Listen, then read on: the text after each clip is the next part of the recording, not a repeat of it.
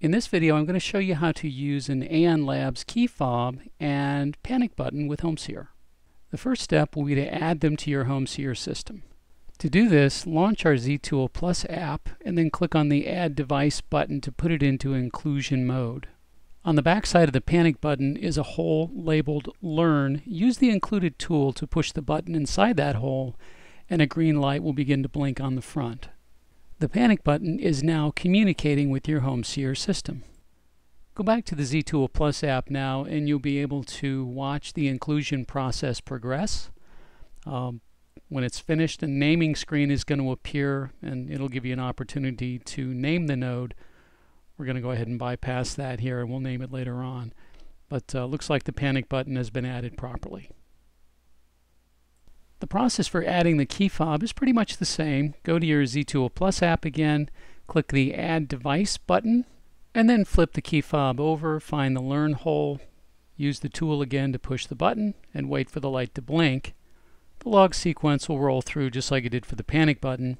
At the end of the process, it'll ask you to name the device. Again, you can skip that, and we'll do that later. The Key Fob will continue to blink green even though it's already been added to HomeSeer. So take the included tool, push it into both holes at the back. The light in the front is going to turn red momentarily, then green. At this point, remove the tool and the hardware setup process will be complete. Okay, so let's shift over to the software now. I'm in HS3, which is the software we run in our home controllers, and you can see nodes 32 and node 33 on my device management page. Node 32 is the Panic Button, node 33 is the Key Fob. This is how they come into the software. Now, you can go and name them if you want. I can click on node 32 here and I can change the name. I'm just going to call it Panic Button, just to simplify it a little bit. And I'm going to do the same thing with the Key Fob.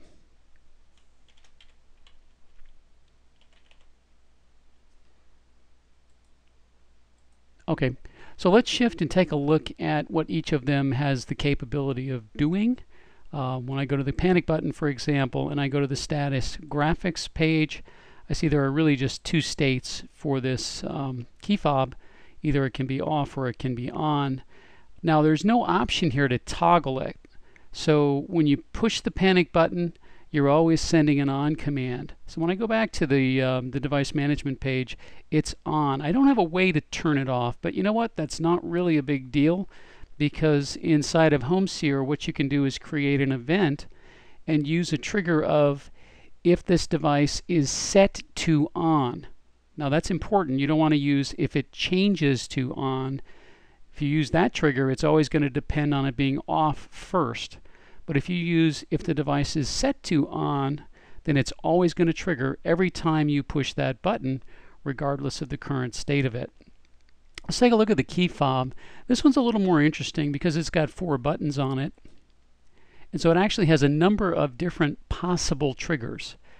There's an off state, and then there's an on state, and then there's a held state. So for each of the 4 buttons, there can be on and there can be also held. Now the way that works is if you just tap the button once, it'll turn it on, but if you hold the button down for a couple of seconds, it'll display a status of held. Let's go ahead and give that a try. I'm going to go back to the device management page. Let me pick up, you can't see it, but I'm holding the Key Fob here. I'm going to hold down on button number 3 for a couple of seconds and you'll see the status of it change. So there we go. So it's button 3 held. Now if I just hit button 3 briefly, it's going to change to button 3 on. So I'll do the same thing with button number 2. And then hit it again. Same thing with button number 1. Looks like it takes maybe 3 seconds in order for that command to be received. And then I'll just tap it. And I'll go back to button number 4 again. So the cool thing here is each one of those states can be used as a trigger. So with a 4-button Key Fob, you have 8 different trigger possibilities, depending on whether or not you just tap the button or you hold it down. So let's do a little bit with events here so you can see how this works.